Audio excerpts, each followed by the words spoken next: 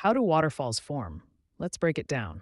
Waterfalls usually form where rivers flow over layers of rock with different hardness. Softer rock erodes faster than harder rock, creating a sudden drop.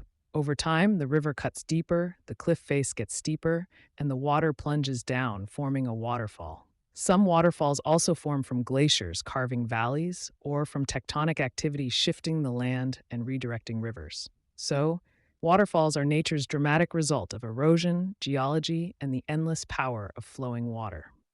Subscribe for more Science Explained simply.